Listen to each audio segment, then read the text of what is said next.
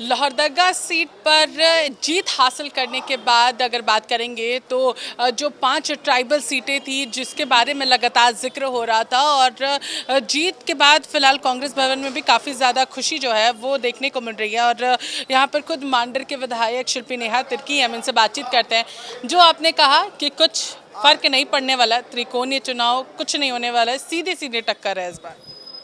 ये तो मैंने आपको कहा था, हमारे जो जो प्रीवियस आपने इंटरव्यू मेरा किया था उसमें मैंने इस बात को निश्चित रूप से कहा था। क्योंकि माहौल जिस तरह से जब लोगों ने नामांकन किया था उस समय सिचुएशन कुछ और था। उसके बाद जैसे जैसे दिन बढ़ते गए लोगों का रुझान कुछ और दिखने लगा और हम लोग ये समझ गए थे और जीत को लेके बहुत आश्वस्त थे डे वन से। मार्जिन का केवल सवाल था लोहरदगा लोकसभा में कि कितने मार्जिन से हम लोग आगे रहेंगे, क्योंकि 10,000 का केवल मार्जिन पिछले साल 10,000 के मार्जिन से हम लोग पीछे रहे थे। मगर इस बार विशेष रूप से मांडर की जनता को धन्यवाद करना चाहूँगी, लोहरदगा लोकसभा की जनता को धन्यवाद करना चाहूँगी कि इतना बड़ा मैंडेट 13 गुना बढ़कर बढ़ोतरी हम लोगों को मिला है। 1,38,000 कुछ इस तरह से हमको लगता है चुनाव नतीजा वहाँ पे मार्जिन हम लोगों को मिला है, तो बहुत बड़ी चीज़ है। और देखिए जब जनता इतना बड़ा मैंडेट देता है तो जनता जिम्मेवारी आपको उतना बड़ा देता है, अपना विश्वास आपके ऊपर सौंपा है।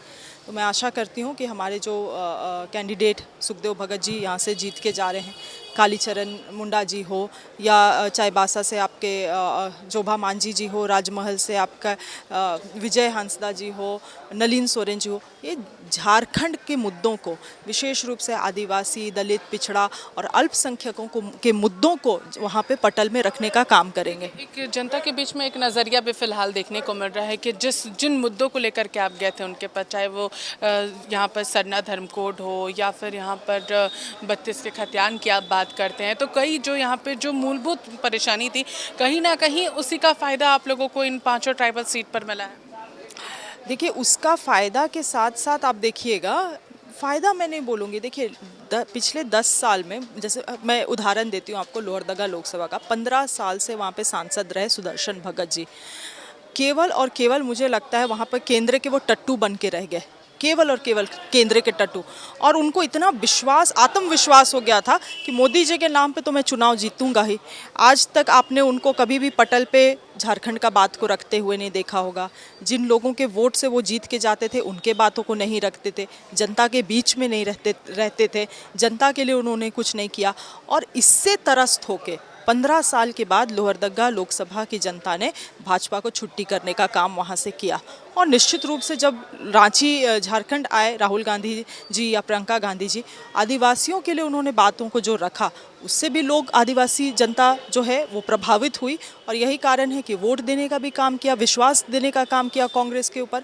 और साथ ही साथ मैं पूजा जी बताना चाहूँगी, हेमंत सोरेन जी के साथ जो इन्होंने किया उसका भी साइलेंट जवाब इस वोट के दौरान आदिवासी समाज ने देने का काम किया है। कहीं ना कहीं आप लोगों ने परख लिया था कि जो साइलेंट वोटर्स है वो पूरी तरीके से इस बार बदलाव चाहते हैं, क्योंकि झारखंड कल का आप अगर काउंटिंग का सिलसिला देखा होगा तो गोड्डा में भी जो एक टक्कर प्रदीप यादव के साथ निशिकांत दुबे की देखने को मिल रही थी। भले ही वो बाद में काफ़ी आगे हुए थे, लेकिन जो आगे पीछे चलने का जो दौर था वो काफ़ी अलग था और काफ़ी ऐतिहासिक वो जो चेहरे नज़र आ रहे थे। एक समय पर ऐसा भी था कि लग रहा था प्रदीप यादव जो है वो गोड्डा सीट निकाल लेंगे।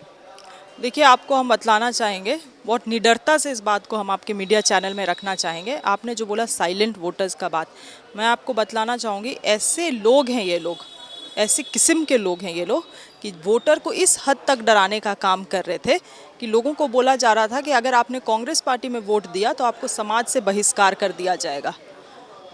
और जनता इतना डरी हुई थी और यही कारण है कि साइलेंट पड़ गई।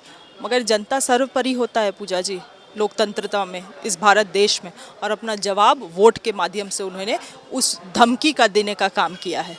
आपने देखा होगा कि वाराणसी में भी कुछ ऐसी तस्वीर देखने को मिली, फिर अयोध्या जिस पर बीजेपी की पूरी जो टीम थी वो लगी हुई थी, गारंटी के रूप में अयोध्या को लोगों के सामने लेकर के गई थी इस बार चुनाव में। वहाँ पर भी कहीं ना कहीं बीजेपी को हार का सामना करना पड़ा अयोध्या में। वाराणसी में जो वोट का अंतर था, जीत का अंतर एक प्रधानमंत्री के तौर पर, वो काफ़ी ज़्यादा कम देखने को मिला। लगभग 1,50,000 का अंतर जो था वो वहाँ पर उन्होंने तय किया। बिल्कुल बिल्कुल, देखिए इन्होंने तो राम मंदिर को एक बहुत बड़ा मुद्दा बनाया और यही कारण था कि अनान फनान ने इन्होंने प्राण प्रतिष्ठा भी किया। देखिए मैं तो अंधविश्वासों में विश्वास नहीं करती हूँ, मगर मुझे लगता है कि ये जो गलत तरीके से जो प्राण प्रतिष्ठा करने का इन्होंने हड़बड़ी में ज़बरदस्ती में, बहुत सारे आचार्यों ने कहा भी इस चीज़ को नहीं करने के लिए, मगर तब भी जो इन्होंने स्थापित करने का काम किया, इन सभी चीज़ों का करनी इनको अयोध्या में मिला है। देखिए, तो ये थी हमारे साथ मांडर के विधायक शिल्पी नेहा तिर्की, जिन्होंने साफ तौर पर हमारे साथ बातचीत किया और उन्होंने कहा कि ये पूरा मैंडेट जो है वो जनता ने दिया है, बीजेपी को पूरी तरीके से नकारा है। जो अविश्वास उनके बीच में फैलाया जा रहा था, वोटर्स को परेशान किया जा रहा था, उसका नतीजा कहीं ना कहीं भुगतना पड़ा है। फिलहाल इस खबर में वैसे इतना ही। सहयोगी सुशील के साथ मैं पूजा दुबे, 99 न्यूज़, रांची।